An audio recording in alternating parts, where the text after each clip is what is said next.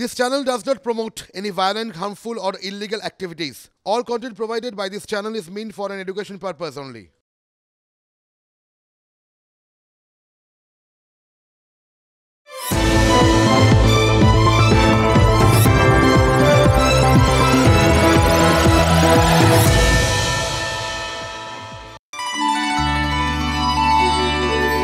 या कुंदेन्दु तुषारहार धवला या शुभ्रवस्त्रावृता या विना वरददण्डमण्डितकरा या श्वेतपद्मासना या ब्रह्मच्युत शंकर प्रभृति देवै सदा पूजिता सा मां पातु सरस्वती भगवती नित्यसुजड्डपहा।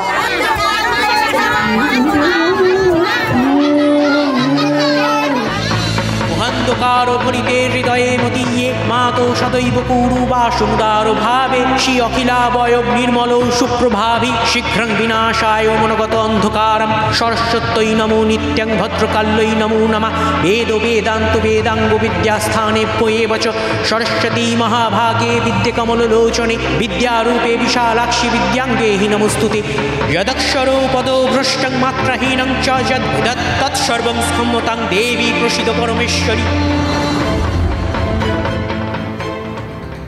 জয় জয় দেবী চরাচর সারে। মা কি ছিলেন আর মা কি হইয়াছেন ভাবলেই কিরম যেন রোমাঞ্চিত হচ্ছে জানেন তো। সকালে ওই অঞ্জলি, দুপুরে খিচুড়ি ভোগ, বিকেল থেকে বন্ধুদের সঙ্গে আড্ডা, ঘোরাঘুরি। কয়েক বছর আগেও তো এটাই ছিল বাঙালির সরস্বতী পুজো।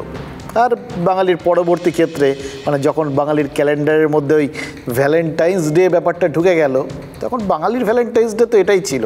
আর এবার তো পুরো ডবল ইঞ্জিন, সব মার্চ করে গেছে। আজ একটা ছবি দেখলাম জানেন তো, সুকান্ত মজুমদার ওই সরস্বতীর ভাঙা হাত তুলে দেখাচ্ছেন। আর দেখে মনে হচ্ছিল বাংলায় মা সরস্বতীর অবস্থা বর্ণনা করার জন্য এর থেকে ভালো ছবি আর কি হবে বলুন তো এই মুহূর্তে। এটাই কি সব থেকে প্রতীকী ছবি বাংলায় এই মুহূর্তে। শিক্ষা ব্যবস্থার কি হাল, দেবী তো শিক্ষার দেবী, তার আরাধনার জন্য আজকে যে আয়োজন, তার মধ্যেই ভাঙা হাতটা, এটাই কি সব থেকে প্রতীকী হয়ে রইল। সুকান্ত মজুমদার দাবি করলেন যে পুলিশ শেখ শাহজাহানের হয়ে কাজ করছে, সেই পুলিশই তাদের নাকি ওই সন্দেশখালিতে সরস্বতী প্রতিমা নিয়ে গিয়ে পুজো করতে বাধা দিয়েছে। পুলিশের সঙ্গে ধস্তাধস্তিতেই নাকি সরস্বতী মূর্তির হাত ভেঙেছে। গতকাল বসিরহাটে এসপিও অফিস অভিযান ছিল বিজেপি, পুলিশ যেতে দেয়নি। আটকালে পরিস্থিতি আরও খারাপ হয়েছিল, দেখেছিলেন আমরা। অনেক রাত অবধি আপনাদের গোটা বিষয়টাকে দেখিয়েছিলাম, কারণ বেশ কয়েকজন বিজেপি কর্মীকে পুলিশ আটক করেছিল। আর তার প্রতিবাদে রাস্তা আটকে অবস্থান শুরু করে দিয়েছিলেন বিজেপির রাজ্য সভাপতি। ওখানে ছিলেন অনেক রাত পর্যন্ত, এবং বেশ অনেকটা রাত্রে, প্রায় মাঝরাত্রে সুকান্ত মজুমদারদের জোর করে রাস্তার থেকে তুলে টাকি গেস্ট হাউসে নিয়ে যাওয়া হয়। সে ছবি আপনারা দেখেছিলেন TV9-এর পর্দায়, আমরা দেখিয়েছি আপনাদের। আর রাতে সেখানেই তারপর থেকে ছিলেন বিজেপি নেতাকর্মীরা। শুধু কি থাকা, নাকি নজরবন্দি হয়ে থাকা। ফলে সকাল থেকে এই টাকিতে নতুন করে ওই টাকিতে টক্কর আর কি, একটা নতুন টার্ম তৈরি হয়ে গেল যা দেখলাম আর কি। প্রথমে বিজেপির মহিলা মোর্চা আর যুব মোর্চার সদস্যরা গেস্ট হাউসের সামনের গেট দিয়ে বেরোতেই পুলিশ আটকে ছিল, আর তর্কাতর্কি যথারীতি শুরু হয়ে গেছিলো। কিন্তু পরে দেখলাম ওই ফুটবল একটা জিনিস হয় জানেন তো, ডামি রান বলে, মানে একজন শটটা মারতে গিয়ে দৌড়ে বেরিয়ে চলে যায়, আরেকজন এসে পেছন থেকে শট করে দিয়ে চলে যায়। লোকজন ভাবে যে ওই প্রথম যেজন এসেছিলো সে বোধহয় শট করবে, সে যখন ছিটকে একদিকে চলে যায়, সবাই যারা আটকাচ্ছিল তাদের একটুখানি নড়বড়ে অবস্থা হয়, আর সেই ফাঁকে পেছনের লোকটা এসে গোল করে দিয়ে চলে যায়। এটাও সেরকমই মনে হলো। ফার্স্টে ওই বাকি সবাই, ওই ইন্দ্রনীল এবং বাকিরা, তারা সবাই সামনের দিক দিয়ে বেরোতে গেলেন, পুলিশ তাদের নিয়ে ব্যস্ত হয়ে পড়লো, আটকাতে গেল। আর সুকান্ত মজুমদার পেছনের গেট দিয়ে দৌড় শুরু করলেন সরস্বতী মূর্তিকে বুকে জড়িয়ে ধরে। এটা নতুন পুলিশের সাথে কিন্তু খুব মজার খেলা এটা।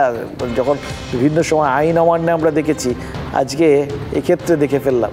তো এইরকম সরস্বতী আরাধনার এরও মুদগ্র বাসনা এবং প্রাণান্তকর চেষ্টা, এটা কিন্তু খুব কম দেখা যায়। কিন্তু মাঝখান থেকে কার কি হলো, সুকান্ত মজুমদাররা বলছেন তখনই নাকি ওই টানাটানি ধস্তাধস্তিতে এই সরস্বতী মূর্তির একটা হাত ভেঙে গেছে, আর মূর্তির হাত ভাঙার পেছনে রয়েছে পুলিশের হাত। এটাই বিজেপির রাজ্য সভাপতির সবথেকে বড় দাবি আজকের দিনে দাঁড়িয়ে।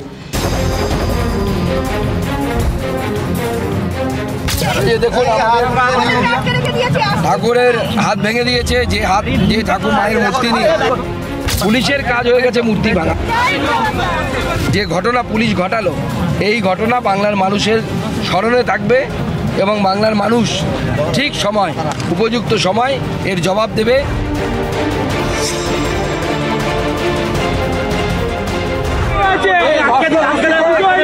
এই ধস্তাধস্তিতে আইডলের ক্ষতি হতে পারে,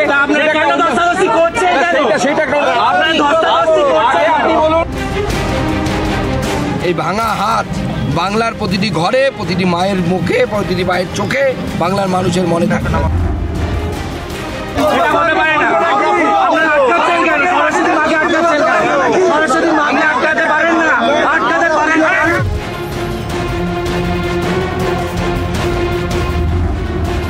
বিজেপি সভাপতি যাবে সরস্বতী পুজো করবে, এসে বলেছে সরস্বতী পুজো করবে, তাকে সরস্বতী পুজো করতে দেবে না। সরস্বতী প্রতিমাটা নিয়ে যাচ্ছে, তার হাতটা ভেঙে দিচ্ছে। এটা মানুষ যে এটা সহজে হজম করতে পারবে আমার মনে হয় না।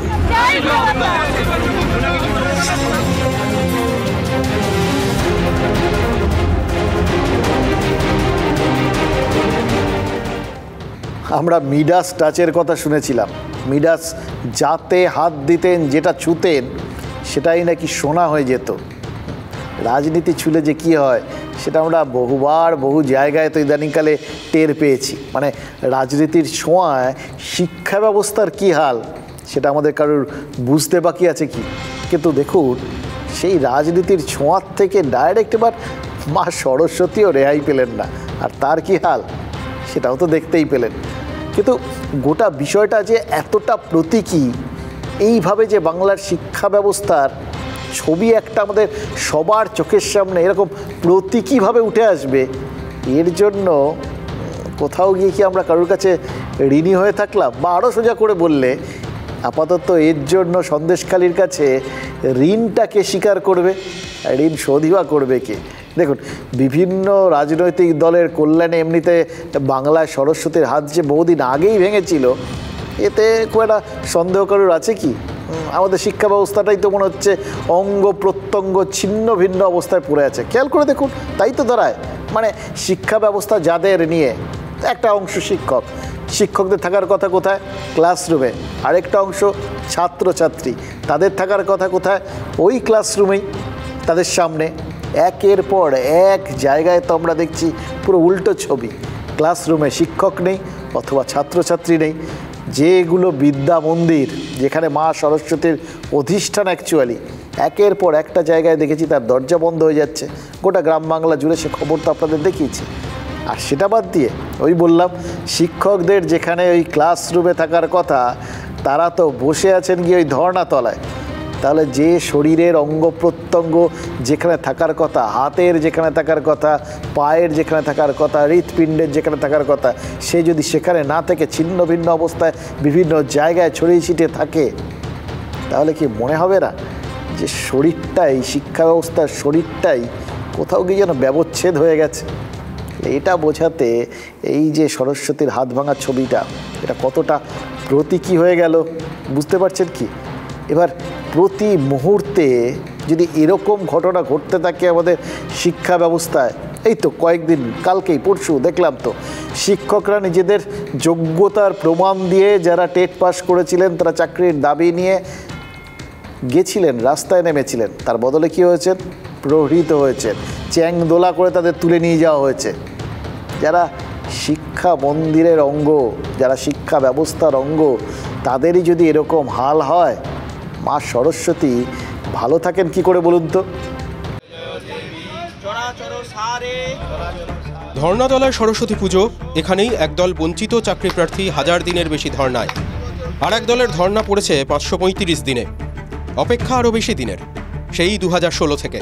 কর্মসংস্থানের অধিকার তো কেড়ে নিয়েছে, তার সাথে আমাদের উৎসবের অধিকার, আমাদের পরিবারের সাথে থাকার অধিকার, সমস্ত কিছুই আজকে আমাদের মানে ইচ্ছাকৃতভাবে আমাদেরকে বারবার করে সমস্ত বৈঠক আলোচনা সব কিছুর মাধ্যমে বারবার করে আমাদেরকে দাঁড় করিয়ে রাখা হয়েছে। আমাদের এগোনোর কোনো পথই আমরা পাচ্ছি না। উৎসবের আনন্দ নেই, আছে শুধু চোখের জল। হ্যাঁ, আমরা চাই এই বছরটাই শেষ পুজোয় ধর্ণামঞ্চে হোক। আমরা মোটেই চাই না যে পরবর্তী সরস্বতী পুজোতে এই ধর্ণামঞ্চে কাটাতে বা এইভাবে জীবনযাপন করতে। 2015 সালে উচ্চ প্রাথমিকের নিয়োগের পরীক্ষায় বসেছিল এক দল, এখনও চাকরি জোটেনি যাদের। মঙ্গলবার যারা পথে নেমেছিলেন, রাজভবনের সামনে যারা পুলিশের বাধা পেয়েছিলেন। 10 বছর ধরে শুনানি চলতে পারে না, 10 বছর ধরে মামলার অজুহাতে নিয়োগ করা হচ্ছে না। সরস্বতীর বরপুত্রদের এমন দুর্দশা কেন? প্রশ্নের মতো উত্তরটাও তো খুবই সহজ, তাই না? আমাদের রাজ্যে শুক্রবার থেকে উচ্চ মাধ্যমিক পরীক্ষা শুরু হচ্ছে, আর তার আগে সন্দেশখালীর যে পড়ুয়ারা আজকে সরস্বতী পুজোর দিন একটু পড়াশুনোর কথা তো বলতেই হয়। তারা কতটা পড়ছে কতটা, আর কতটা আতঙ্কে সিটিয়ে রয়েছে সেটা অবশ্য শুধু মা সরস্বতীই জানেন। সন্দেশখালীর দুটো স্কুলে গেছিলেন আমাদের দুই প্রতিনিধি। আদিবাসী এফভি স্কুলে আতঙ্কের পরিবেশ, দিদিমণিরা স্কুলেই আসেননি, কি করে আসবেন, আতঙ্কিত। তাই এবছর সরস্বতী পুজো বন্ধ। আর রাধারানী হাই স্কুলে পুজো হয়েছে, তবে নম করে, কারণ সেখানেও ভয়টা জাঁকিয়ে বসে রয়েছে। সন্দেশখালীতে তো ভয় আছে, সেখানে 1 বছর সরস্বতী পুজো করতে না পারার কিছু যুক্তিও না হয় তুলে দেওয়া যেতে পারে, কিন্তু হলদিয়ার সুধীরচন্দ্র স্কুল বা বাঁকুড়ার দয়াময়ী আর কায়েস্তপাড়া প্রাইমারি স্কুল, সেখানেও তো এবছর সরস্বতী পুজো হলো না। এই 3টে স্কুলে এবছর সরস্বতী পুজো না হওয়ার কারণ কি? দুটো কারণ তো এই মুহূর্তে আমার মনে হচ্ছে। একটা হলো আমাদের রাজ্যের শিক্ষা ব্যবস্থার এই সামগ্রিক হাড়গিলে চেহারা, আর দ্বিতীয় কারণ দুর্নীতির পাথর চাপা পড়া এই এডুকেশন সিস্টেম নিয়ে এখন পর্যন্ত প্রশাসনিক স্তরের উদাসীনতা। কেন বলছি শুনুন, তাহলে বুঝতে পারবেন যে আমি কথাগুলো এমনি বলছি না, বলতে ভালো লাগে না তাও বলছি। ছবিগুলো তুলে ধরা দরকার, সেই জন্য দেখাচ্ছি। হলদিয়ার এই স্কুলটাতে 3 জন টিচার রয়েছেন, আর ছাত্রছাত্রীর সংখ্যা সাকুল্যে 5-6 জন। আমরা খোঁজ করে জানতে পেরেছি যে এই শিক্ষাবর্ষে নতুন কোনো পড়ুয়া এই হলদিয়ার সুধীরচন্দ্র স্কুলে ভর্তি হয়নি। কেন ভর্তি হয়নি? স্কুল আছে, ক্লাসরুম আছে, তাও কেন ভর্তি হয়নি? কারণ শিক্ষকের সংখ্যা হাতে গোনা, পড়ানোর লোক নেই। যেখানে পড়ানোর লোকই নেই সেখানে মানুষজন তাদের ছেলে মেয়েকে কিসের আশায় ভর্তি করাবেন?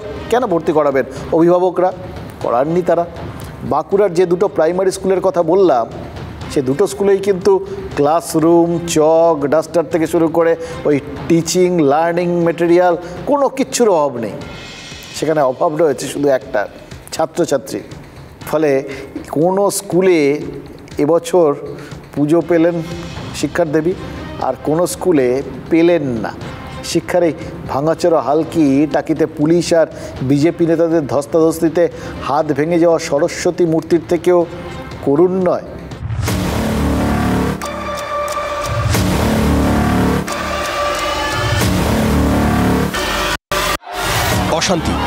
অশান্তি থামাতে 144 ধারা জারি, তার মধ্যেই সরস্বতী পুজো। তাতে কি আর জৌলুস থাকে? সন্দেশখালীর সরস্বতী পুজো এবার রংহীন, নেহাত করতে হয়, তাও সব জায়গায় নয়। আগে যেভাবে প্রতি বছর যে জমজমাটভাবে হতো, 44 ধারার জন্যে মানুষ একটু পিছিয়ে গেছে। আনন্দটা কি একটু কম? হ্যাঁ। কতটা আনন্দ কম? অনেকটাই। আগের বারে যেরকম আনন্দ হয়েছিল এখন সেরকম আনন্দ হচ্ছে না। কতটা আলাদা? আলাদা তো অবশ্যই, সব জায়গায় পুজো হচ্ছে না, যারা খুব কম জায়গায় পুজো হচ্ছে, যেই জায়গায় থেকে পুজো হচ্ছে সেগুলো খুব ছোট করে হচ্ছে, মানে অন্য বারের তো একটু খারাপ হয়ে গেছে। দক্ষিণ দাঁড়ি আদিবাসী এফপি স্কুল, দিদিমণিরা আসেননি, পুজোটাও বন্ধ এবছর। মন খারাপ কচি কাচাদের। বলছে ঝগড়া হচ্ছে, আমাদের তো দূরে বাড়ি, তা সন্দেশখালী যে ম্যামটা আছে ওই ম্যামটা তো আসছে না, তাই পুজো হবে না। 144 ধারা করেছে, এই কারণেই মাস্টার হয়তো দিদিমণি বললো যে পুজো হবে না বাচ্চাদেরকে। তালা ঝুলছে স্কুলে, তালাটা কি সন্দেশখালীর প্রতীক? বাঁকুড়ার যুগিপাড়া কায়স্থপাড়ায় সন্দেশখালীর মতো গোলমাল নেই, তবু সেখানকার স্কুলে পুজো নেই। সরস্বতী পুজোর দিনেও স্কুলে তালা ঝুলছে, কারণ ওই স্কুলগুলোতে পড়ুয়া নেই। বর্তমানে স্টুডেন্ট সংখ্যা 5। এই 5 জন স্টুডেন্ট নিয়ে অ্যাকচুয়ালি করার মতন ইচ্ছে থাকলেও করে উঠতে পারছি না।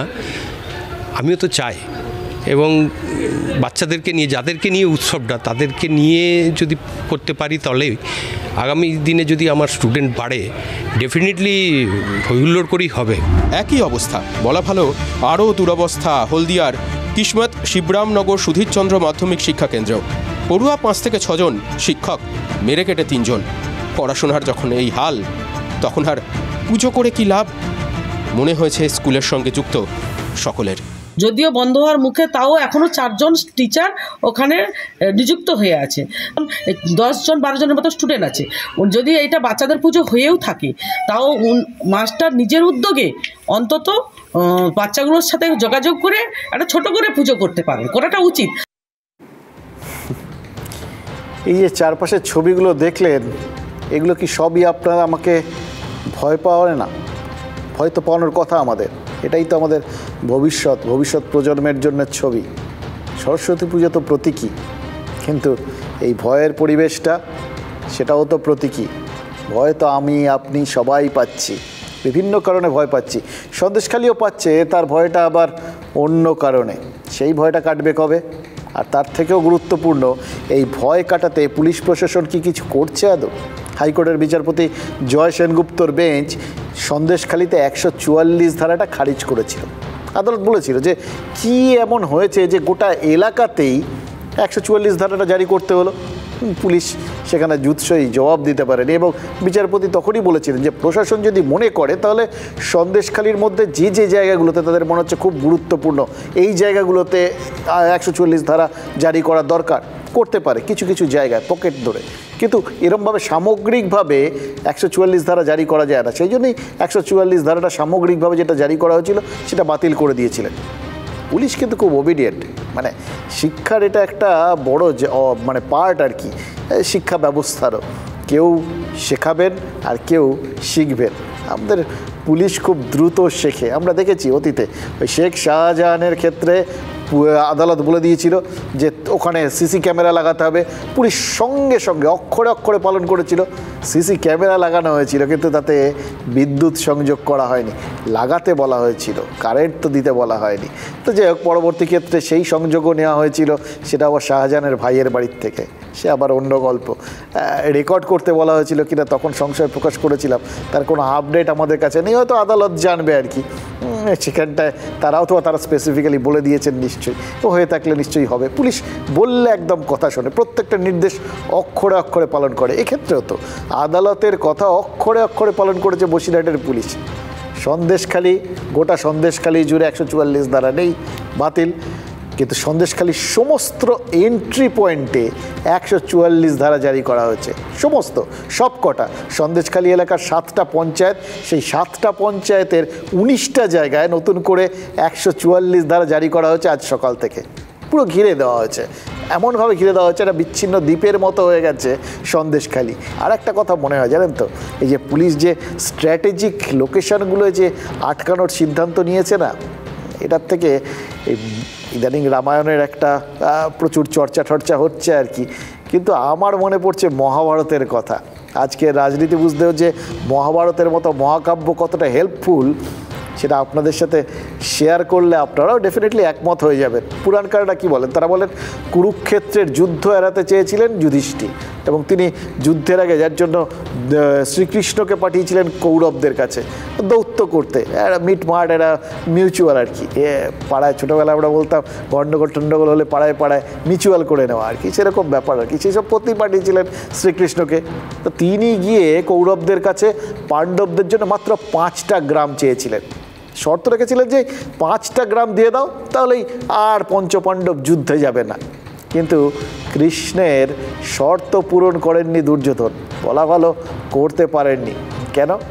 তিনি বুঝতে পেরেছিলেন সেটা ওই পুরাণকাররাই ব্যাখ্যা করে দিয়ে গেছেন। শ্রীকৃষ্ণ যে গ্রামগুলো পাণ্ডবদের জন্য চেয়েছিলেন, সেগুলো সবই ছিল হস্তিনাপুরের চারপাশে ছড়িয়ে ছিটিয়ে থাকা 5টা জায়গা। হস্তিনাপুর থেকে কোথাও যেতে হলে কৌরবদের ওই 5টা জায়গার কোনো একটা গ্রাম দিয়ে যেতেই হতো। আর সেখানে পাণ্ডবদের অধিকার মানে তাদের ট্যাক্স না দিয়ে ওখান দিয়ে তো যাওয়ার কোনো জো ছিল না। সেই শর্তটা কিছুতেই মানতে পারেনি দুর্যোধন। আর পুরাণবিদরা মনে করেন শ্রীকৃষ্ণ এমন 5টা স্ট্র্যাটেজিক লোকেশন ঠিক করেছিলেন যে কৌরবদের পক্ষে ওই এলাকাগুলো পাণ্ডবদের হাতে তুলে দিলে তাদের নিজেদের জায়গাটাই বিঘ্নিত হয়ে যেত। আর কৃষ্ণও জানতেন কৌরবরা কোনোভাবেই তার শর্তে রাজি হবে না এবং যুদ্ধে যাবেই। পুলিশও তো জানতো তারা যে স্ট্র্যাটেজিক লোকেশনগুলো 144 দ্বারা জারি করেছে সেই এলাকাগুলোকে এড়িয়ে সন্দেশখালিতে কারোর যাওয়া আসা করা সম্ভব নয়। আর জোর করে সন্দেশখালিতে প্রবেশ করতে গেলে যে বাধা দেওয়া হবে, পুলিশ যে বাধা দেবে, সে কথা সুকান্ত মজুমদারও জানতেন। তাই কি তিনি আজ বুদ্ধি করে পুলিশকে ধোঁকা দিতে চেয়েছিলেন? নইলে এত জায়গা থাকতে সন্দেশখালিতেই সরস্বতী পুজো করতে হবে, এটাও তো একটা ভাবনার ব্যাপার না। কিন্তু তিনি প্রথমটায় সফল হয়েছেন। টাকি গেস্ট হাউসের পেছনের দরজা দিয়ে বেরিয়ে যা দৌড় দিলেন, ইছামতির ধারে সরস্বতী পুজো ওখানে শুরু করে দিলেন, সেটা কিন্তু পুলিশ ধরতে পারেনি। তারা তো সামনের দরজায় ছিল। তাই সুকান্ত মজুমদার পেছন দিক দিয়ে বেরিয়ে পুজোয় বসে পড়লেও প্রথমে পুলিশ বুঝতে পারেনি। যখন পুলিশকর্মীরা সব বুঝে ওই জায়গায় পৌঁছন, তখন কিন্তু সুকান্তর বাণী বন্দনা শুরু হয়ে গেছে। এবার মাঝপথে পুজো থামাতে গেলে যে হিতে বিপরীত হতে পারে, এটা বুঝে তখন পুলিশকর্মীরা আত্মসংবরণ করেন। কিন্তু তার আগে সামনে যখন ওই ইন্দ্রনীল খাঁদের আটকাতে গেছিলেন, সেটার সময় কিন্তু তারা খুব একটা যে তাদের ছাড় দিয়েছিলেন এরকম না। আর সেই সুযোগটাই কিন্তু পেয়ে গেছেন সুকান্ত মজুমদাররা। ওম ঐং সরস্বত্যৈ নমঃ। ওম ওম ভদ্রকাল্যৈ নমো নিত্যং সরস্বত্যৈ নমো নমঃ। বেদ বেদাঙ্গ বেদান্ত স্থানেব এবচ এষো সচন্দন পুষ্পাঞ্জলি নীলপত্রাঞ্জলি। ওম ঐং সরস্বত্যৈ নমঃ।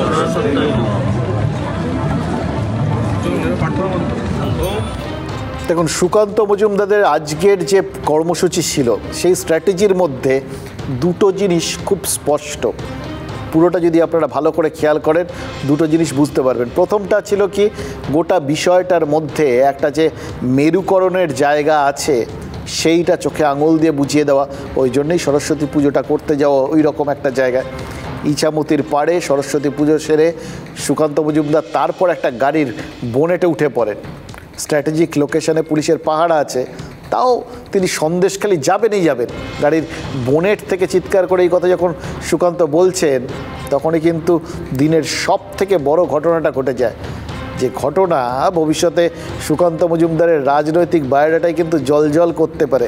যেমন হাজরা মোড়ে মমতা বন্দ্যোপাধ্যায়ের ওপর আক্রমণ, মাথায় লাঠির ঘা, মহাকরণ অভিযানে তার ওইখানে পুলিশের বাধা দেওয়ার ঘটনা, বা মহাকরণের ভেতর থেকে তাকে বার করে দেওয়া, বা সিঙ্গুরে বিডিও অফিস থেকে মমতা বন্দ্যোপাধ্যায়কে পুলিশের বের করে আনা, এই যে যাবতীয় ঘটনাগুলো, এগুলো কিন্তু তৃণমূল নেত্রীর বায়োডাটায় ভ্যালু অ্যাড করেছে। তৃণমূল নেত্রী কিন্তু এখনও এই বিভিন্ন ঘটনায় তার ওপর যে আঘাত নেমে এসছে, সেই ঘটনাগুলোর বিবরণ দেন এবং কীভাবে আঘাত সহ্য করেও তিনি লড়ে যাচ্ছেন, সেটা কিন্তু প্রত্যেক মুহূর্তে মানুষকে বলেন, মনে করিয়ে দেন। মানুষেরও মনে আছে, তারাও সেই বিষয়গুলোর সঙ্গে ওই জন্যে খুব সহজে নিজেদের কানেক্ট করতে পারেন হয়তো।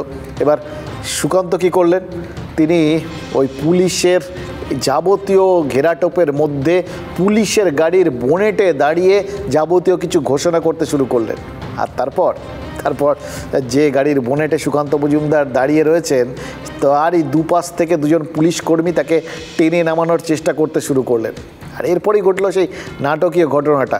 হঠাৎই বিজেপির বসিরহাট সাংগঠনিক জেলা সেক্রেটারি, খেয়াল করে দেখুন, সিরিয়া পারভিন ওই গাড়ির বোনেটে উঠে পুলিশ কর্মীদের ধাক্কা দেন। প্রথমে পুলিশ কর্মীরা পড়ে যান, তারপর সুকান্ত মজুমদার গাড়ির বনেটের ওপর পড়ে যান। আঘাত যে গুরুতর সেটা বোঝা যায় একটু পরে। দুপা হাঁটার পর গেস্ট হাউসের লনে ফের পড়ে যান সুকান্ত মজুমদার। প্রথমে বসিরহাট হাসপাতালের আইসিইউতে চিকিৎসা হয়, আর তারপর কলকাতার বেসরকারি হাসপাতালে তাকে ভর্তি করতে হয়। এবার দেখুন, এই গোটা পর্বে বিজেপির লাভ কি হলো, দুটো জায়গা আমরা পয়েন্ট আউট করেছি। প্রথম কথা, ওই যেটা বললাম, সুকান্ত মজুমদারের এই গোটা বিষয়টায় তার বায়োডাটায় যোগ হওয়া মানেই তো এই মুহূর্তে বিজেপির বায়োডাটায় যোগ হওয়া। যে ন্যারেটিভ তিনি তৈরি করতে চাইছেন, যেটা সবার সামনে এবার উঠে আসবে, তিনি লড়ছেন এবং লড়তে গিয়ে আক্রান্ত হচ্ছেন। কে আক্রান্ত হচ্ছেন? বিজেপির রাজ্য সভাপতি। এটা ডেফিনেটলি তাদের বলার মতো একটা জায়গা হবে এবং আমি শিওর, এবং ইতিমধ্যে শুরুও হয়ে গেছে, সর্বভারতীয় স্তর থেকে একদম রাজ্য স্তর অবধি সবাই এই বিষয় নিয়ে মুখ খুলছেন এবং রেড়ে করে ঝাঁপিয়ে পড়েছেন এই ব্যাপারটাকে তুলে ধরতে, কীভাবে আক্রান্ত হয়েছেন তিনি। আর দুই, ওই সিরিয়া পারভিনের মতো সংখ্যালঘু মুখ, যিনি গতকাল থেকে বিজেপির রাজ্য সভাপতির কর্মসূচিতে সামনের সারিতে ছিলেন এবং যেভাবে তিনি গোটা বিষয়টায় প্রচারের আলোয় উঠে এলেন এবং গোটা বিষয়টায় লিড করলেন, সেটা কিন্তু খুব কি বলবো সিগনিফিক্যান্ট। ওই বলছিলাম যে একটা মেরুকরণের জায়গা যদি কোথাও তৈরি হয় এই সরস্বতী পুজোকে কেন্দ্র করে, সেখানে সিরিয়ার মতো সংখ্যালঘু নেত্রী যে বিজেপি করেন, এটা কিন্তু ধর্মীয় মেরুকরণের চেনা ছকের বাইরে বিজেপিকে মাইলেজ দিতে পারে, একটা টোটালিটির চেহারা দিতে পারে। সবার জন্য সবাইকে নিয়ে গোটা বিষয়টা করা হচ্ছে যিনি, এবং সবথেকে বড় কথা যে এইখানে পারভিনের গোটা ভূমিকাটার মধ্যে আরও একটা দিক রয়েছে। তিনি সেই মুখ যিনি এত পুলিশের মধ্যে থেকে রাজ্য সভাপতিকে পুলিশের হাত থেকে ছিনিয়ে নেওয়ার চেষ্টা করতে পারেন, নিজে পুলিশের কবজায় যাওয়ার ভয় পান না, কিন্তু চেষ্টা করেন যাতে কোনোভাবে তাদের সভাপতি তাদের হাতে না আটকে থাকেন। এটা কিন্তু সাংগঠনিকভাবে তাকে আরও উপরে তুলে নিয়ে আসার বা সামনে এগিয়ে দেওয়ার একটা কারণ হতেই পারে, এবং যে কারণের জন্য বিজেপি তাকে হয়তো সামনে এগিয়ে দিয়েছে সেই কারণটা তিনি কিন্তু প্রতি মুহূর্তে ঠিক প্রমাণ করেছেন। এবার এই দুটো জিনিস, একদিকে সুকান্ত মজুমদারের এই নিজের মানে এতদিন ধরে যে জায়গাগুলো তারা শুনে এসছেন, যেখানে যেখানে গিয়ে দেখেছেন তৃণমূল নেত্রী তিনি ডিভিডেন্ড পেয়ে গেছেন, যে যে জায়গাগুলোতে তিনি নিজের ইউএসপি বলে প্রচার করেছেন, তার কাছাকাছি না হলে অন্তত কিছু বলার মতো জিনিস বিজেপি পেয়ে গেল এক্ষেত্রে। আর দ্বিতীয়, আবার বলছি, সিরিয়া পারভিন তার এই ভূমিকা, এটা কিন্তু বিজেপিকে কেউ যদি ওই একটা দিকে ঠেলে দেওয়ার চেষ্টাও করে, তারা অন্তত খানিকটা স্ট্র্যাটেজিকভাবে ব্যালেন্স করার জায়গায় পৌঁছলেন।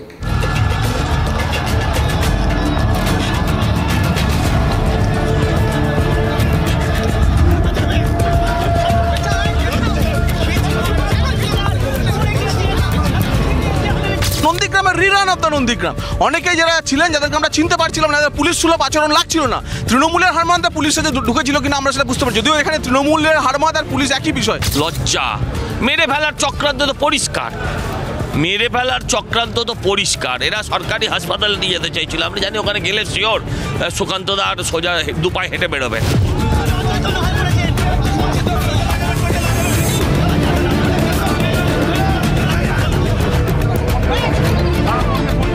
কোথাও আমরা দেখিনি সুকান্ত মজুমদারকে কেউ ধাক্কা মারছে বা কেউ মারধর করেছে। হঠাৎ তিনি অভিনয় করতে শুরু করলেন, তার অভিনয় জগতের আগামী দিনে তিনি অংশগ্রহণ করবেন বলেই মনে হচ্ছে। সেই জগতে তার সাফল্য আমি অগ্রিম কামনা করছি। আমাকে মারতে মারতে হিজড়ে হিজড়ে টেনে নিয়ে আসছে, আমার এই আঙুলটা ভেঙে দিয়েছে, মেরে আঙুলটাকে দাদার মাথায় মেরেছে, দাদাকে গাড়ি বের করতে দিচ্ছিল না, আমাকে নামাচ্ছে জোর করে, আমি সামনে আমাকে জেরে খেসকে জন্য মেরে দিল।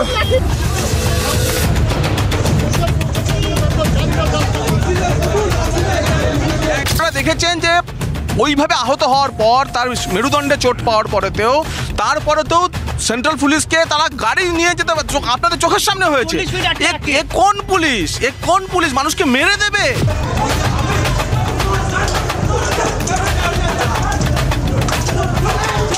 তিনি এলেন, গাড়ির মাথায় উঠলেন, নাচলেন, নামলেন, শুয়ে পড়লেন। কেন হসপিটাল যেতে হবে? কেন ময়দান ছেড়ে পালাতে হবে? কেন না তিনিও জানেন এর পরের ধাপের কোনো আন্দোলন হয় না। সংগ্রাম করতে জানেন না, হঠাৎ অজ্ঞান হয়ে গেছে। কতটুকু সংগ্রাম করেছেন? এই রোদ্দুরে গিয়ে একটু সংগ্রাম করেছেন, নাকি আন্দোলন চেষ্টা করছেন তাতে অজ্ঞান হয়ে গেছে?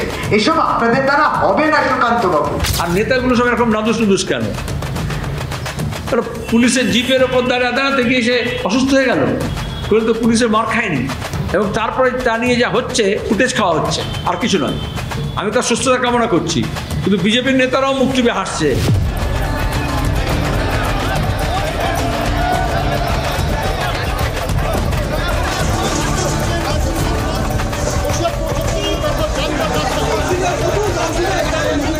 এই অসভ্যতামি নোংরামি যা সিপিএমের সময়কালে তাকে কিন্তু ছাড়িয়ে গেছে এই স্বৈরাচারী লেডি কিম মমতা ব্যানার্জি এবং তার লেঠেল দলদাস পুলিশ।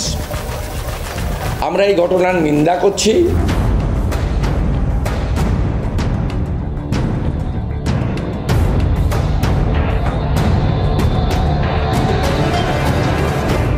ভারতীয় রাজনীতিতে এই গাড়ির বোনেটের একটা কিন্তু ভূমিকা আছে। এটা বহুবার বহু সময় সেই জয়প্রকাশ নারায়ণ থেকে শুরু করে মমতা বন্দ্যোপাধ্যায় বহু সময় আমরা বহু জিনিস দেখেছি আর কি। যাই হোক, সুকান্ত মজুমদারও সেই লিগে অন্তত নিজের নামটা তুলে ধরতে পারলেন আর কি। এবার সন্দেশখালি যেতে গিয়ে পুলিশের বাধার মুখে পড়ে বিজেপির রাজ্য সভাপতি বাধা পেয়েছেন, মমতা বন্দ্যোপাধ্যায়ের রাজ্যে পুজো করতে গিয়ে বাধা পেয়েছেন, আর তারপর এইভাবে গোটা বিষয়টায় তাদের মানে যখন তাদের যারাই তার পাশে ছিলেন তারা আক্রান্ত হয়েছেন, সংখ্যালঘু মুখ তারা কোথাও গিয়ে রাজ্য বিজেপি সভাপতির পাশে থাকতে গিয়ে তাকে বাঁচাতে গিয়ে আক্রান্ত হয়েছেন। এই গোটা বিষয়গুলো কিন্তু কপিবুক স্টাইলে এবার খেলা শুরু করতে পারেন বিজেপির নেতারা, করেও দিয়েছেন তারা। আর তৃণমূল আর সিপিআইএম নেতারা কটাক্ষ যতই করুন, সুকান্ত মজুমদারের ইনজুরি কিন্তু রাজ্য রাজনীতির খেলা একটা নতুন মোড় এনে দিতে পারে। তাই পার্থভৌমিক যতই আগামী রোববার ওই সন্দেশখালিতে খেলা ঘুরিয়ে দেওয়ার সংকল্প করুন, খেলার মধ্যে তো অনেক রকমই মোড় ঘোরে না, কখন কে কোন কাউন্টার অ্যাটাকে গোল করে চলে যাবেন কেউ বলতে পারেন না। ফলে খেলাটা কতটা ঘুরলো বা কতটা ঘুরবে সেটা নিয়ে কোনো কিছুই এই মুহূর্তে নিশ্চিত করে বোধহয় বলা সম্ভব না, বরঞ্চ অন্য কয়েকটা বলা সম্ভব যে বিষয়গুলো ঘটছে সেগুলো নিয়ে, সেগুলোই বরঞ্চ এইবেলা বলে ফেলি। ইনফ্যাক্ট এই কথাগুলো এখন না বললেই নয়।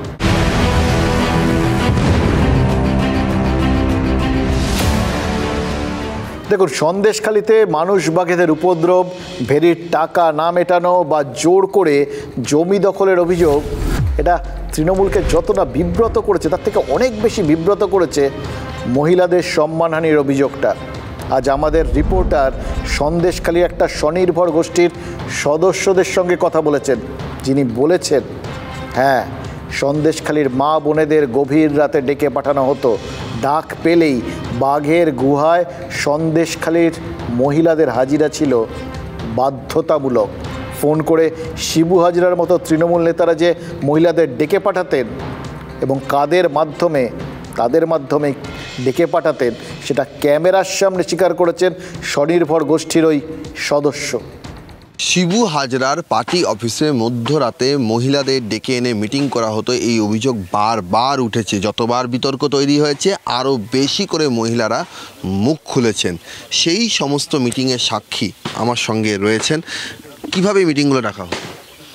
মিটিংগুলো সংসদে যখন ডাকা হতো, যে প্রত্যেকটা এখানে এই সন্দেশখালি জিপি যতগুলো সংসদ আছে এক জায়গাতে তখন মিটিংটা ডাকা হতো।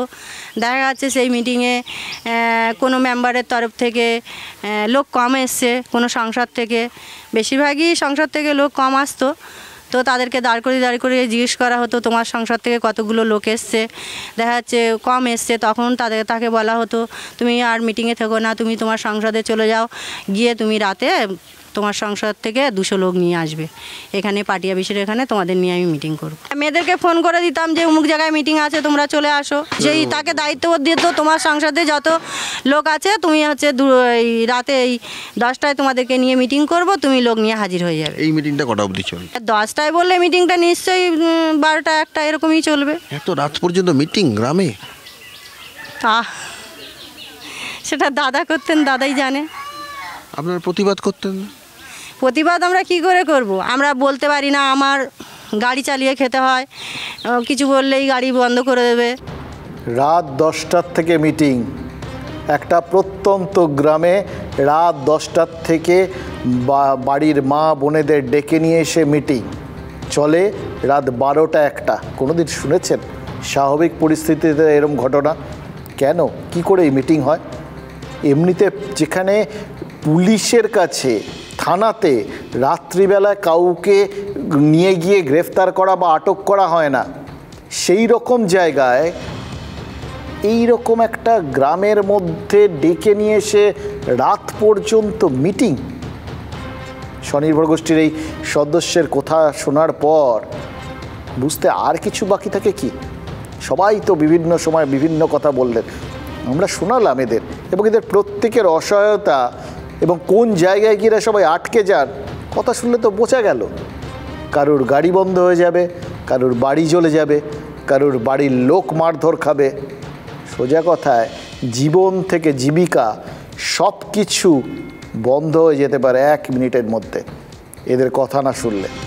ওরকম জায়গায় যারা দিনের পর দিন এরকমভাবে ডেকে পাঠানোর ধৃষ্টতা অথবা দক্ষতা অথবা দাপট দেখাতে পারেন, তাদের বিরুদ্ধে লোকে কমপ্লেন করবে সম্ভব?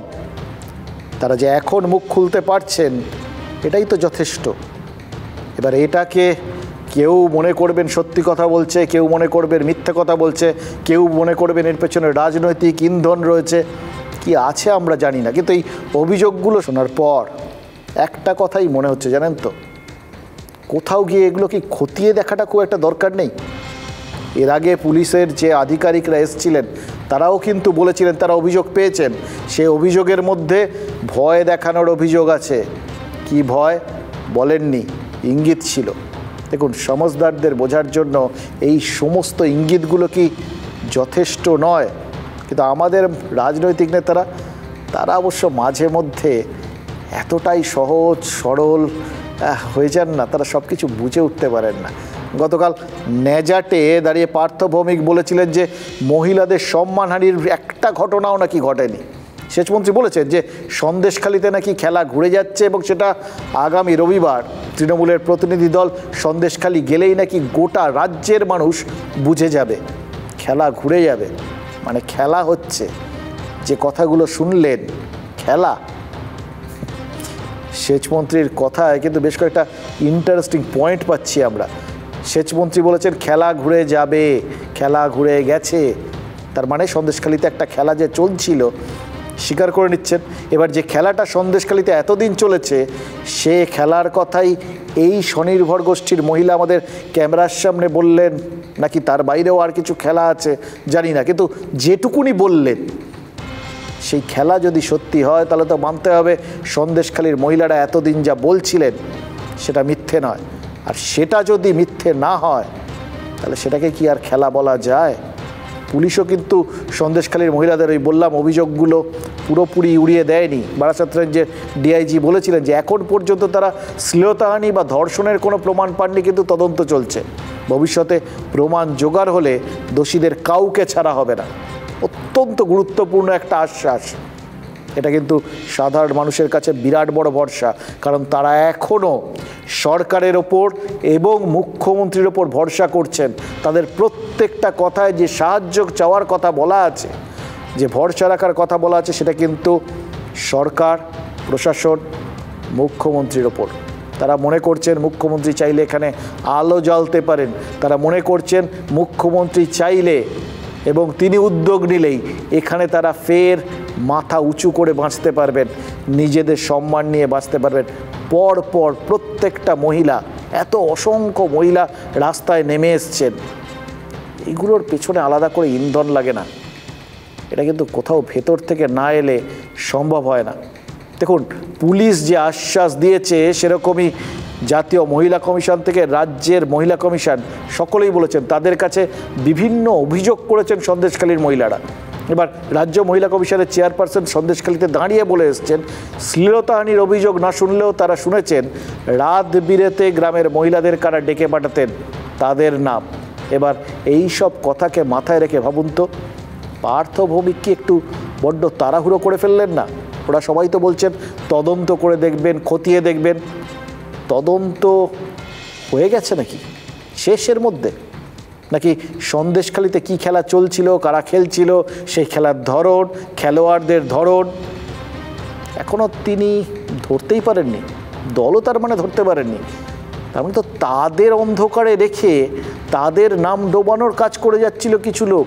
সন্দেশখালীর মহিলারা কিন্তু আজ রাজ্যের সেচ মন্ত্রীকে চ্যালেঞ্জ করেছেন। তাহলে এই যে সেচ মন্ত্রী প্রশ্নের মুখে গিয়ে দাঁড়াচ্ছেন, তাদের এই অপ্রস্তুত জায়গায় ফেলার জন্য কি আড়ালে আড়ালে কিছু লোক কাজ করছিল, যারা দলকে দলের নেতৃত্বকে না জানিয়ে এমন একটা পরিস্থিতি কায়েম করেছিল যে শেষ পর্যন্ত সেখানে কোনো কথা বলতে গিয়ে তাদের নেতৃত্ব, তাদের দলই প্রশ্নের মুখে পড়ে যাচ্ছে। তারিখ আবার আমরা আসছি, আপনারা সেদিন জানতে পারবেন যে খেলা ঘুরে গেছে। ঘুরেলে চলবে না, এই যে অবস্থাগুলো করেছে এগুলো পার্থবাবু নিজে এসে দেখুক যে কী করেছে, আর তাদেরকে আজকের কেন মানে তোলা হচ্ছে না, তুলে তাদেরকে দেখাক আমাদেরকে, তারা কি বলতে চায় আমরাও শুনবো তো।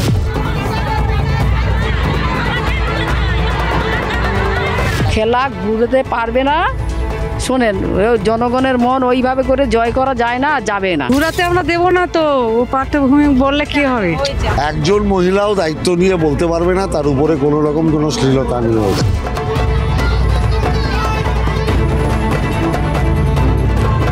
কে বলেছে দেখেছে, সে দেখেছে, একদিনও এসছে। যদি এরপরে শিবপ্রসাদ হাজরার নামও আসে, দল উত্তম হাজরার ক্ষেত্রে যে সিদ্ধান্ত নিয়েছে শিবু হাজরার ক্ষেত্রেও একই নেবে।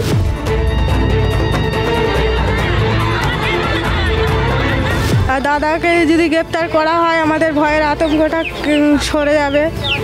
আমরা শিবু হাজরাকে দাদা বলছেন, আপনারা কি তৃণমূল করেন? হ্যাঁ, আমরা তৃণমূল করি। আমরা চাই যে দাদাদের গ্রেপ্তার হোক, দাদাদের শাস্তি হোক, এইটাই আমরা চাই। আপনারা তৃণমূল করেন?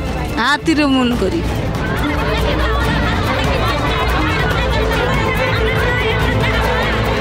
আমরা বলেছি লিজের তালিকা তৈরি করতে, যারা যারা লিজের টাকা পায়নি তাদের টাকা ফেরত করিয়ে দেওয়ার দায়িত্ব দলে আমরা করব।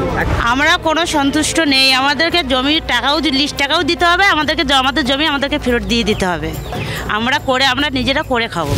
সেই নারী ধরে কারা যেন টান দিয়েছে, তাই রুখতে সন্দেশখালি জান দিয়েছে। আমরা ব্যবসা করি, ব্যবসা করে চলি, পার্টি থেকে আয় করার ভাবনা আমাদের নেই। বিরোধীদের কাজ হচ্ছে কিছুটা উস্কিয়ে দেওয়া, এটা হচ্ছে ওদের কাজ। এই সব মহিলাদের কথা শুনলে মনে হচ্ছে না পার্থভৌমিক খেলা না বুঝেই খেলা ঘোরানোর কথা বলে ফেলেছেন, নাকি তিনি ভেবেচিন্তেই সব কিছু বলেছেন? দেখুন, হিটলারের প্রচার মন্ত্রী ছিলেন গোয়েবেলস বিশ্বাস করতেন যে একটা কথা হাজারবার বললে লোকে সেটাকেই বিশ্বাস করতে শুরু করে, সেটা যদি মিথ্যে হয় তাও লোকে সেটাকে সত্যি বলে ভাবতে শুরু করে। এটাকেই গোয়েবেলস থিওরি বলে। আমরা জানি না গোয়েবেলসীয় থিওরি মেনেই সন্দেশখালির মহিলাদের কথাকে সম্পূর্ণ অস্বীকার করা চলে কিনা, বা একদম বারবার পাল্টা ন্যারেটিভ দিয়ে সেই কথাগুলোকে মুছে ফেলাটা সম্ভব কিনা। কিন্তু মুছে ফেলার চেষ্টাটা সেটা কোথাও গিয়ে আবার বুমেরাং হয়ে যাচ্ছে না তো? মহিলারা আজকে তোমাদের ক্যামেরার সামনে মুখ না ঢেকে বলছেন আমাদেরকে 13 বছর ধরে আমরা তৃণমূল করা সত্ত্বেও, সেটা খুব ইম্পর্ট্যান্ট, আমরা তৃণমূলের সদস্য, আমরা তৃণমূল করা সত্ত্বেও 13টা বছর ধরে প্রত্যেক রাতে কাউকে না কাউকে তারা নিয়ে যেত, মানে ভাবলে গায়ে কাঁটা দেয়। ওরা যখন ওদের কথাগুলো বলছে এবং পরে যখন আমি সেটা নিয়ে ভাবছি, মহিলা হিসেবে আমার গা শিউরে উঠছে। একটা বড় সংখ্যক বুদ্ধিজীবী তারা নানাভাবে সুবিধে নিয়েছেন, উপকৃত হয়েছেন, ভাতা নিয়েছেন, পদে আছেন, মন্ত্রী হয়েছেন, এমপি হয়েছেন, রাজ্যসভা সদস্য হয়েছেন, তারা বাড়ি নিয়েছেন, গাড়ি নিয়েছেন, টাকা নিয়েছেন, পয়সা নিয়েছেন, তারা চুপ করে গেছেন। আর একটা শ্রেণীর বুদ্ধিজীবীরা তারা চুপ করে আছেন ভয়ে। ও তো বুদ্ধিজীবী, হপলেস লোক সব। আমি বিভাস চক্রবর্তীকে বলেও ছিলাম, অপর্ণা সেনকে বলে, তারা বলেছে আমরা বুঝতে পারিনি। তাহলে আমি তোমাদের থেকে বুদ্ধি ধরি কেন? আমি তো গেলাম না, তোমরা পাল্টি খেলে কেন খেলে বলো? মানুষ যদি ঠিক না হয়, আমরা যদি ঠিক না হয়, দেশ কোনোদিন ভালো হতে পারে না। সন্দেশখালি এক অর্থে আর কি আমাদের সকলের কাছে একটা আই ওপেনার হওয়া উচিত যে গোটা রাজ্যটাই খোলাখুলি সন্দেশখালি হয়ে যাবে যদি না আমরা একটু দাঁড়াই আর কি সকলে মিলে। একটা স্থানীয় শক্তি, একটা স্থানীয় কোনো জায়গায় কোনো একটা লোকাল একটা যেন গভর্নমেন্ট তৈরি হয়ে যাচ্ছে, এটা যেন না হয়। এটা হওয়া কিন্তু খুব বিপজ্জনক। প্রশাসন যদি গভর্নেন্স যদি ঠিক থাকে তাহলে এইসব ঘটনা তো ঘটেই না। এটাকে আমি রাজনীতি দেখছি না, এটা নিয়ে যারা রাজনীতি বেশি করছে তাদের বিরুদ্ধে আমি বলছি এটা সামাজিক অবক্ষয় হচ্ছে। কিন্তু সবলদের প্রতি দুর্বলের নিধন, দুর্বলের অত্যাচার, এইটা কিন্তু আমাদের সামাজিক ব্যাধি হচ্ছে। দুর্নীতির মতো এটা আমাদের সহ্য হয়ে যাবে কিন্তু কালকের, যদি আজকেরই আপনারা না দাঁড়ান। রুদ্রপ্রসাদ সেনগুপ্ত, শীর্ষেন্দু মুখোপাধ্যায়, মেঘনাথ ভট্টাচার্য, বিপ্লব চট্টোপাধ্যায়, এদের থেকে শুরু করে আরও যার সবার প্রত্যেকের কথা শুনলেন তো আপনারা। এদের প্রত্যেককে সমাজে বিশেষ বিশেষ জায়গায় দেখেছেন এবং তারা প্রত্যেকে বলছেন সন্দেশখালীর মহিলাদের অভিযোগ যদি সত্যি হয় তাহলে দেরি না করে প্রতিবাদে নামা উচিত, প্রশাসনের সেই জায়গাটা শক্ত হাতে ধরা উচিত। আজ নয়তো কাল এই বিশিষ্ট মানুষজন, যাদের লোকে বুদ্ধিজীবী বলে, তারা কোথাও যদি রাস্তায় নামার অনুপ্রেরণাটা জোগাড় করে উঠতে পারেন তাহলে আবার অন্য খেলা শুরু হয়ে যাবে না তো। জানি রাজনৈতিক নেতারা প্রতিবাদীদের মিছিলেও রং বাছাইটা ঠিক করে ফেলেন, এরা অমুকের লোক, ওরা অমুকের লোক, অমুক রাজনৈতিক দলের ঘনিষ্ঠ, এই সমস্ত বাজ বিচার এবং এই ট্যাগ লাগিয়ে দেওয়ার ব্যাপারটা সব রাজনৈতিক দল করে। কিন্তু সন্দেশখালীর মানুষের অসহায়তা, তাদের ওপর নির্যাতন, এর বিরুদ্ধে যদি প্রতিবাদ হয়, সেই মিছিলেও রাজনৈতিক লাভ ক্ষতির হিসেব কষাটা কি জরুরি? রাজনীতির লাভ বা ক্ষতি তো সবসময় কষেন। এই অঙ্কেই কি সিপিআইএম সহ বাম নেতৃত্ব হঠাৎ মেঘনাদের মতো আচরণ করছেন? সন্দেশখালীতে গ্রেফতার হচ্ছেন প্রাক্তন বাম বিধায়ক নিরাপদ সর্দার, অথচ কাল রাজ্যের বিভিন্ন জায়গায় প্রতিবাদের পরেই কি বামেরা আবার ফের একটু বিশ্রাম নিতে চলে গেলেন নাকি? নাকি ভাবলেন আজ সরস্বতী পুজো, আজ সরস্বতী পুজোর দিন প্রতিবাদ করলে কোথাও গিয়ে আবার ধর্মীয় ভাবাবেগ আঘাত পেয়ে যেতে পারে, তাতে আবার বিজেপির ফয়দা হতে পারে। এই সময় যখন প্রতিবাদ করার কথা, যদি সত্যিই তাদের মনে হয় যে তাদের প্রাক্তন বিধায়ক নিরাপরাধ, তাহলে তো তাদের এত কিছু বাছবিচার করার কথা নয়। নাকি তারাও কোথাও গিয়ে তৃণমূলের অভিযোগকেই মান্যতা দিয়ে দিচ্ছেন? বসিরহাটে কমরেড নিরাপদ সর্দারকে আবার কোর্টে হাজির করবে, 3 দিনের যেহেতু পুলিশ কাস্টাডি ছিল, ওখানে আমাদের পার্টি জমায়েত ডেকেছে, সেখানে আমাদের নেতৃত্বরা থাকবেন। সন্দেশখালীতেও তারা যাওয়ার চেষ্টা করবেন, কমরেড দেবলীনা হেমব্রম যাবেন, আরও অন্যান্যরা যাবেন। বামেরাও কি পাঁজি পুঁথি দেখে রাজনীতি করা শুরু করলেন নাকি? মোহাম্মদ সেলিম বলেছেন আগামীকাল নিরাপদ সর্দারকে যখন বারাসাত কোর্টে তোলা হবে তখন সেখানে থাকবেন দেবলীনা হেমব্রম সহ সিপিআইএম নেতৃত্ব। আর গতকাল বামেদের আইন অমান্য কর্মসূচিতে ছিলেন সিপিআইএম কর্মী আনারুল ইসলাম। বহরমপুরের আনারুল মিছিল অসুস্থ হয়ে পড়েন। সিপিআইএম নেতৃত্ব বলছেন যে পুলিশের কাঁদানে গ্যাসে অসুস্থ হয়েই মৃত্যু হয়েছে আনারুলের, যদিও পুলিশের দাবি সেরিব্রাল অ্যাটাক হয়েছিল। কারণ যাই হোক, সেটা আমরা জানি না, তার বাড়ির লোকও মুখ খোলেননি। কিন্তু দলীয় কর্মীর মৃত্যুর পরে সেইভাবে তাকে নিয়ে কিভাবে পথে নামলেন না সিপিআইএম কর্মীরা?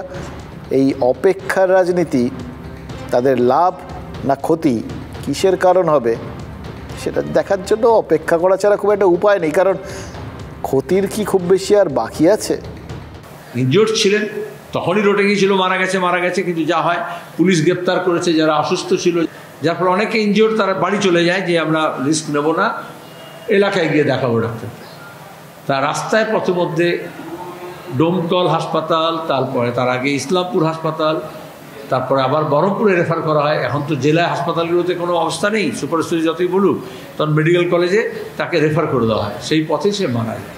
দেখুন, যদি অভিযোগ, তারা যে অভিযোগ করছেন সেই অভিযোগটাকে নিজেরা বিশ্বাস করেন তাহলে সেই অনুযায়ী তাদের আচরণটা কাম্য। আর যদি সেটাতে তারা নিজেরাই বিশ্বাস না করেন তাহলে যেটা করছেন সেটা নিয়ে বলার কিছু নেই, কিন্তু তাহলে অভিযোগ করাটাও বোধহয় অনুচিত।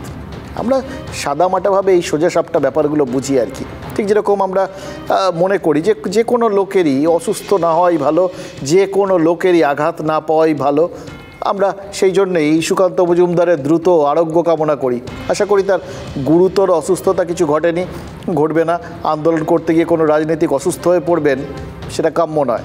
রাজনীতি সুস্থ থাক, রাজনীতিকরা সুস্থ থাকুন, ভোটের সময় ভোট কর্মী আর ভোটাররাও নিরাপদে থাকুন, এটাই আমাদের প্রার্থনা। তবে সত্যি বিজেপি রাজ্য সভাপতি আজ কিন্তু খোলস ছেড়ে বেরিয়ে খেলেছেন। আজ সকাল থেকেই তার মধ্যে একটা মরিয়া ভাব লক্ষ্য করা গেছে। এবার তৃণমূলের যত অস্বস্তি বাড়ানো যায় ভোটের আগে ততটাই সুবিধা। এই পরিস্থিতিতে একটু এক্সট্রা এফর্ট তো দিতেই হবে। দেখুন, বাম জমানায় মমতা বন্দ্যোপাধ্যায় সিঙ্গুর নন্দীগ্রামকে জাতীয় স্তরে নিয়ে গেছিলেন। সন্দেশখালীর মহিলাদের অভিযোগকেও বিজেপি কিন্তু রাজ্য জুড়ে কানে কানে পৌঁছে দিতে চায়। আসলে রাজনীতি এখন আর কোনো নির্দিষ্ট সীমার মধ্যে বেঁধে রাখা যায় না, বলা তো যায় না। সন্দেশখালীর মহিলাদের বক্তব্য হয়তো উত্তরপ্রদেশের কোনো ভোট প্রচারে শোনানো হলো, সেখানে হয়তো বোঝানো হলো যোগী রাজ্যে মহিলারা কতটা নিরাপদ, যেখানে বিজেপি শাসিত রাজ্য সেখানে তাদের কি অবস্থা, একটা কম্পারেটিভ স্টাডি দিয়ে বুঝিয়ে দেওয়া হলো, হতেই তো পারে। এবং বললাম না, কোনো সীমানার মধ্যে রাজনীতির বিষয়টা আজকাল আটকে নেই। আর যেরকম আবুধাবিতে প্রধানমন্ত্রী নরেন্দ্র মোদী একটা মন্দির উদ্বোধনে যোগ দিলেন, এবার নিশ্চিতভাবেই এর প্রভাবও কিন্তু লোকসভা নির্বাচনে পড়তে বাধ্য। কারণ রাম মন্দির উদ্বোধন বিজেপির প্রতিশ্রুতি পূরণের বার্তা, তার প্রচার অলরেডি চলছে চারপাশে। সংযুক্ত আরব আমিরশাহিতে মন্দির তৈরি সেটা তাদের আলাদা করে এজেন্ডায় ছিল না, কিন্তু সেখানে যে মন্দির নেই, দুবাইয়ে মন্দির নেই এরকম তো নয়। কিন্তু সেই অর্থে দুবাই একটা আন্তর্জাতিক শহর, বহুজাতিক শহর, সারা বিশ্বের সব জাতির মানুষ কর্মসূত্রে সেখানে থাকেন। আবুধাবিতেও বিদেশি নাগরিকের সংখ্যা কম না, কিন্তু তা সত্ত্বেও আরব দুনিয়ায় সবচেয়ে বড় হিন্দু মন্দিরের উদ্বোধন সেটা কিন্তু আবুধাবিতে হওয়াটা খুব তাৎপর্যপূর্ণ। এর পেছনেও কিন্তু নরেন্দ্র মোদীর বিদেশ নীতির সাফল্য যেটা, সেটা তুলে ধরার একটা চেষ্টা বা তার একটা ইঙ্গিত, সেটা কিন্তু সবার কাছে পৌঁছে যাবে। তিনি ভারতবর্ষকে তৃতীয় অর্থনৈতিক শক্তিশালী দেশ হিসেবে পরিণত করতে চান, বিশ্ব নেতা। অন্য ধর্মের লোকরাও যদি অনুষ্ঠানে ডাকেন, তিনি অনেক অনুষ্ঠানে যান, উনি গুরুদ্বারাও যান। যারা ইসলাম ধর্মে বিশ্বাস করেন তাদেরও যে উৎসব হয়, ঈদ বলুন বা ওনাদের যা যা প্রোগ্রাম আছে, তাতে ভোরবেলা সকল্ড সেকুলার লিডারদের শুভেচ্ছার আগে নরেন্দ্র মোদীজির শুভেচ্ছা পাওয়া যায়। দেখুন, এই মন্দির উদ্বোধনের মধ্যে দিয়ে দুটো জিনিস কিন্তু গোটা বিশ্বের সামনে ছড়িয়ে গেল, যেগুলোর পরবর্তী ক্ষেত্রে তার বিরাট বড় প্রভাব কিন্তু দেশের ভোটেও পড়তে পারে।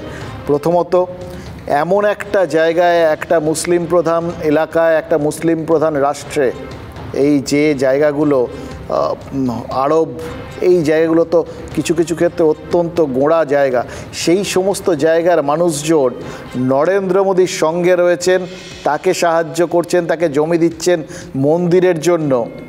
কোথাও গিয়ে এই যে মুসলিম সম্প্রদায়ের নরেন্দ্র মোদীর প্রতি নরম মনোভাব, এই হিসেবে সাধারণ মানুষের কাছে কি এটা পৌঁছে যাবে না? দেশের মাটিতে, বিদেশের মাটিতে কিছু ঘটলে সেটার ফল যে এখানে পাওয়া যাবে না, ঠিক সেরকম এখানে কিছু ঘটলে সেটার ফল যে দেশের বিভিন্ন জায়গায় পাওয়া যাবে না, সেটা কি বুঝতে খুব অসুবিধা হচ্ছে? সুতরাং একটা কথা তো খুব পরিষ্কার, এই মুহূর্তে রাজনীতি কিন্তু ইন্টারনেটের মতো হয়ে গেছে। তারা ওই দেশ কালের সীমানা ছাড়িয়ে যে কোনো জায়গায় পৌঁছে যাচ্ছে, আর সেই জন্যই রাজনীতির ছোঁয়ার থেকে না কোনো কিচ্ছু বেঁচে থাকছে না। আপনি আমরা বেঁচে থাকবো কী করে বলুন তো?